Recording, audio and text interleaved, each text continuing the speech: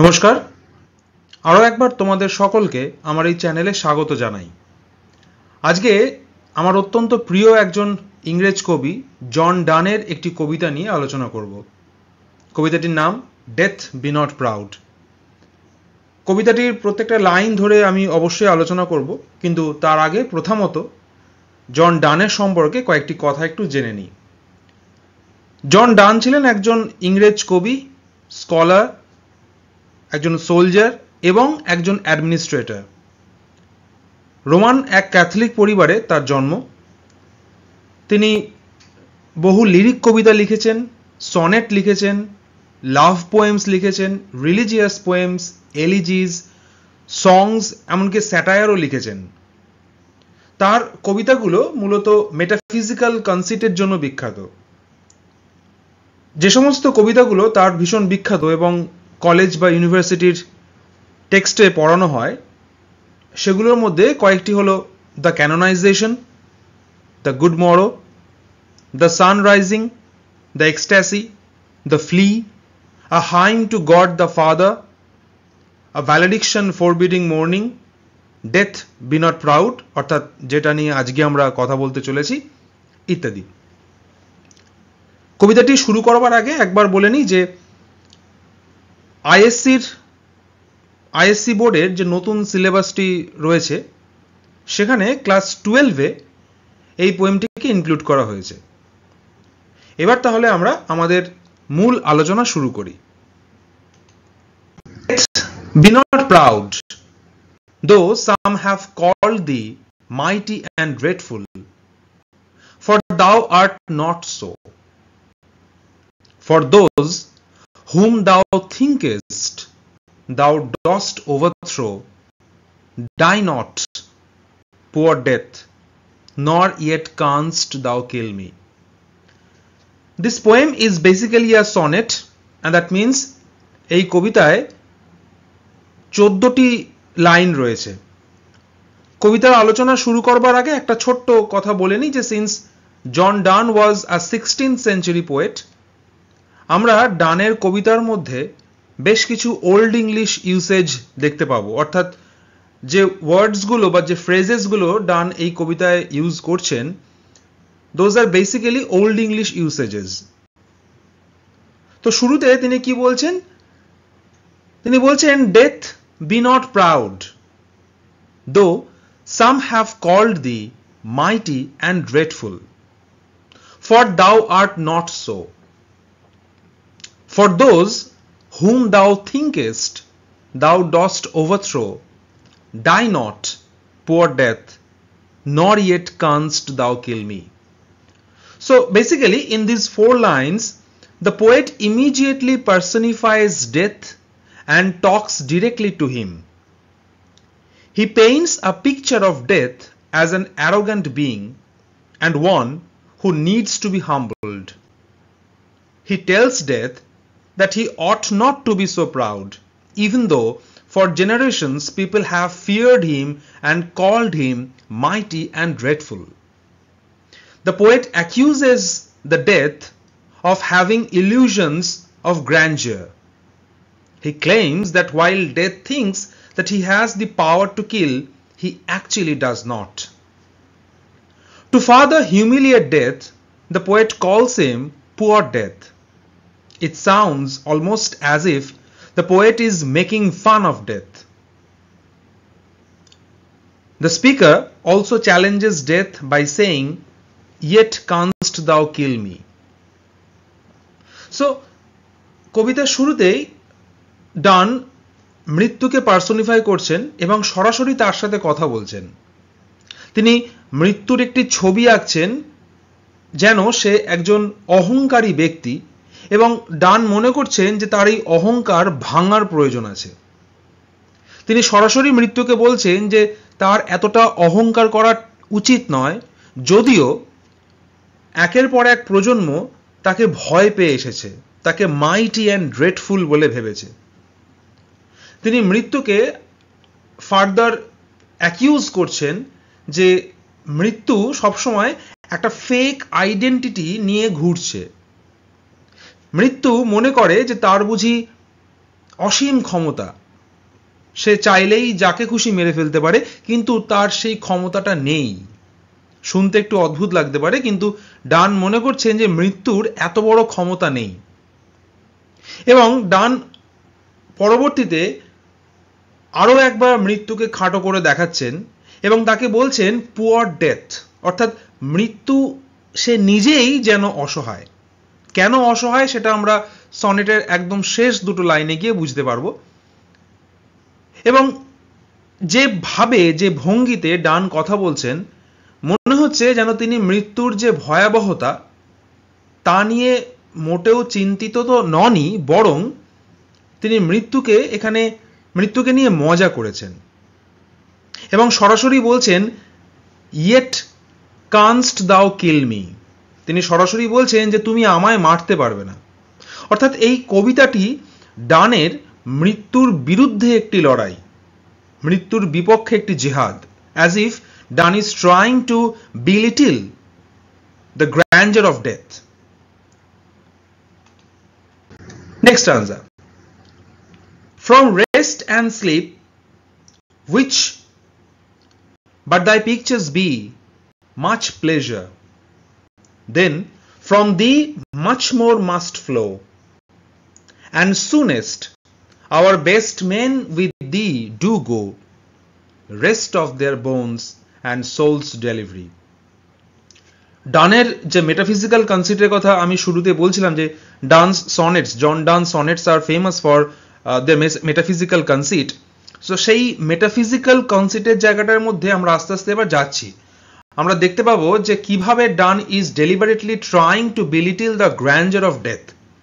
So in this 4 lines the poet compares death to rest and sleep, and even uses the word pleasure to describe how one should feel about death. Just as a restful night of sleep brings pleasure, so should death. The poet implies that sleep is simply a small glimpse of death.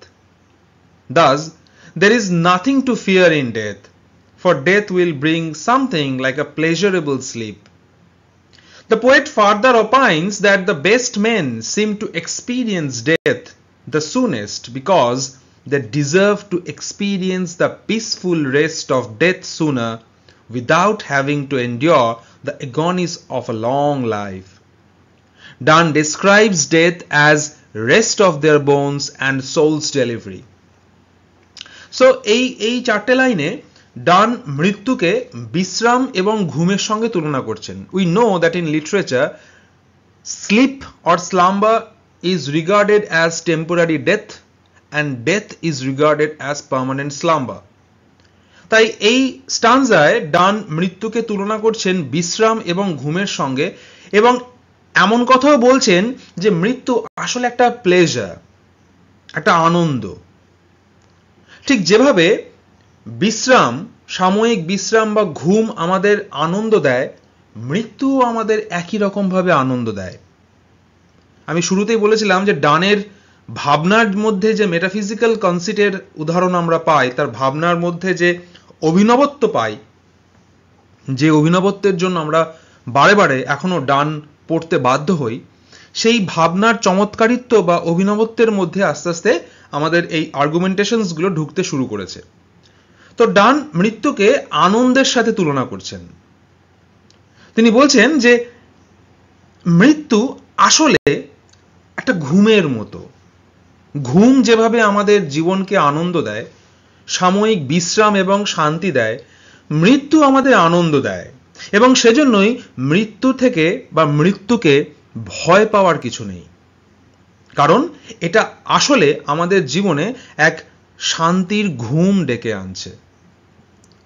তিনি এমন কথাও বলছেন যে এই পৃথিবীতে যে সমস্ত ভালো মানুষেরা থাকেন, তারা বড় তাড়াতাড়ি এই মৃত্যু নামক ঘুমের মধ্যে ঢলে পড়েন, কারণ তারা ডিজার্ভ করেন। যেহেতু তারা ভালো মানুষ, তাই তারা এই শান্তির ঘুমটা ডিজার্ভ করেন বড্ড তাড়াতাড়ি। এবং এই যে শেষ লাইনটায় ডান মৃত্যু সম্বন্ধে বলছেন rest of their bones and souls delivery, so basically Donne is trying to say that death is nothing but a rest of their bones and their souls are delivered. অর্থাৎ মৃত্যু তাদের শরীরের একটা বিশ্রাম এবং তাদের যে সোল, অন্তরাত্মা, তার এক ধরনের মুক্তি। এবং যেহেতু মৃত্যু মূলত আমাদের জীবনের যন্ত্রণা থেকে আমাদের মুক্তি দেয়, আমাদের যন্ত্রণাগুলো থেকে বাঁচানোর জন্য ঘুম পাড়িয়ে দেয়, সেই জন্য ডান এখানে মৃত্যুকে ভয়ঙ্কর বলে ভাবতে নারাজ। সো বেসিক্যালি ডানের প্রজেক্টটা হচ্ছে, ডান is trying two debunk the myths regarded with death. মৃত্যু নিয়ে যে ভয়ের যে মিথগুলো থাকে, মৃত্যুকে মানুষ যুগের পর যুগ যেভাবে ভয় পেয়ে এসেছে, ডান সেই ভয়ের জায়গাটা ভাঙার চেষ্টা করছেন। তিনি বোঝানোর চেষ্টা করছেন, বা তার আর্গুমেন্টেশনের মধ্যে দিয়ে তিনি বলছেন, death is basically our friend, এবং সেই জন্যই আমাদের মৃত্যুকে ভয় পাওয়ার কোনো প্রয়োজন নেই। Next, Thou art slave to fate, chance, kings, and desperate men, and dost with poison, war, and sickness dwell, and poppy or charms can make us sleep as well, and better than thy stroke. Why swellest thou then? So here again, Dan is asking a question to Death, and his project of belittling the grandeur of Death is going on. So here, the poet takes on a stronger tone and begins to taunt Death with more ferocity. He calls Death a slave to fate, chance, kings, and desperate men. He tells Death that he is not mighty and dreadful, but rather a poor slave who cannot even act on his own, but is driven not only by fate and chance, but also by people, rich and poor alike. He then accuses Death of having lowly companions such as poison, war, and sickness. He then continues to taunt Death even more by saying that all he brings is a little slip. And he doesn't even do that, as well as some other bringers of rest such as poppy or charms. The speaker questions Death, why swellest thou then? He is asking him why he is so puffed up with pride when he cannot even do his job as well as others can. So এখানে মৃত্যুকে শুরুতেই ডান personify তো করেছেন, সেই personification তো চলছেই, সেটা নতুন করে বলবার কিছু নেই। কিন্তু এখানে Donne is belittling the grandeur of death furthermore, কারণ তিনি এখানে মৃত্যুকে তুলনা করছেন, রাদার মৃত্যুকে তিনি টন্ট করছেন একজন স্লেভ হিসাবে বা একজন চাকর হিসাবে। এবং সে কার স্লেভ? ভাগ্য অর্থাৎ ফেট, চান্স রাজা, এবং ডেসপারেট মেন তাদের সে চাকর। কারণ কি? কারণ একটু ভাবলে বুঝতে পারবো যে আমাদের মানুষের মৃত্যুর কারণ কি কি হতে পারে। হতে পারে তার কোনো দুর্ভাগ্য, হতে পারে তার দৈবাৎ কোনো অ্যাক্সিডেন্টাল কোনো কারণ, বা হতে পারে রাজারাজরার বা রাজাদের রোষের মুখে পড়ে কারোর মৃত্যু হচ্ছে, অথবা ডেসপারেট মেন যারা হয়তো জীবনের কাছে হেরে গিয়ে আত্মহননের পথ বেছে নিচ্ছে। তাই জন্যই ডান দেখাচ্ছেন এভাবে যে death is basically slave to all this. মৃত্যু আসলে চাকর। কাদের চাকর? Fate, chance, kings and desperate men. শুধু তাই নয়, ডান আরো বলছেন যে মৃত্যু যখন আসে, মৃত্যুর যে সঙ্গ, সেই সঙ্গটা মোটেও সৎসঙ্গ নয়। মৃত্যু আসে বেশ কিছু মনুষ্যতর বা ঘৃণার যোগ্য কয়েকজন সঙ্গীকে নিয়ে। তারা কারা? Poison, war and sickness. যে যে কারণে আমাদের মৃত্যু হতে পারে। হতে পারে তার বিষ প্রয়োগ করে মৃত্যু, পয়জন, যুদ্ধ করতে গিয়ে যুদ্ধের কারণে মৃত্যু, ওয়ার, এবং স্বাভাবিক রোগে ভুগে মৃত্যু। অ্যাক্সিডেন্টাল কজ বা মানে ভাগ্য, সেগুলো তো তিনি আগে বলেই দিয়েছেন। সো তিনি বলছেন যে মৃত্যু আদৌ মাইটি অথবা ড্রেডফুল নয়, বরং সে একজন পুয়ার স্লেভ। এবং সে শুধুমাত্র যে ভাগ্য দ্বারা পরিচালিত তো হয় তা নয়, সে সঙ্গে আসে কাদের? Poison, war, sickness. অর্থাৎ এই লোলি কম্পেনিয়ন্স, মৃত্যুর যারা সঙ্গী, তারা মোটেও সম্মানীয় কেউ নয়, তারা আমাদের ঘৃণার পাত্র, অবহেলার পাত্র। এবং তারপর তিনি আরো বলছেন যে মৃত্যুর কাজ মানুষকে ঘুম পাড়ানো, কিন্তু কখনো কখনো আরো অন্যান্য অনেক উপকরণ রয়েছে যারা মৃত্যুর চেয়েও ভালো ঘুম পাড়াতে পারে। তিনি বলছেন যে পপি অর চার্মস, এই যে ঘুমের এক ধরনের ওষুধই আমরা বলতে পারি, যেগুলো মানুষকে ঘুম পাড়ানোর জন্য একটা সময় ব্যবহার করা হতো, তিনি বলছেন যে এরা মানুষকে আরো ভালো সুন্দর ঘুম পাড়াতে পারে। এবং এটা বলার পর তিনি প্রশ্ন করছেন যে since death can't perform its work well, so why is he so puffed up. তিনি মৃত্যুকে প্রশ্ন করছেন যে যেহেতু তুমি যখন তোমার কাজটা করতেই পারছো না, তাহলে তোমার এত অহংকার কিসের?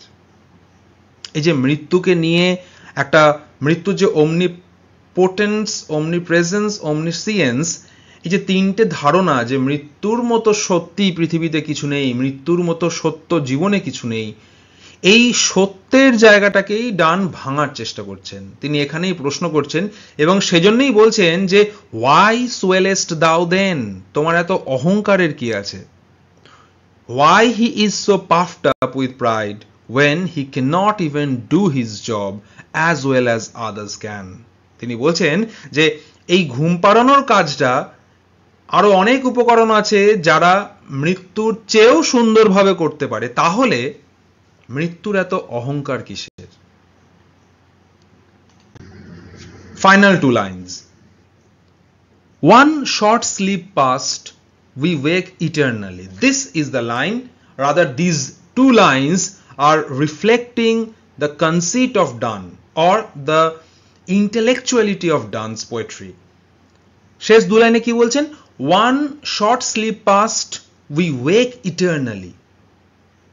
মানে এই যে একবার ঘুমিয়ে আমরা পড়লাম, বা মৃত্যু যে এই একবার আমাদের ঘুম পাড়িয়ে দিল, এরপর আমরা we wake eternally, আমাদের এক চিরন্তন জাগরণ ঘটে।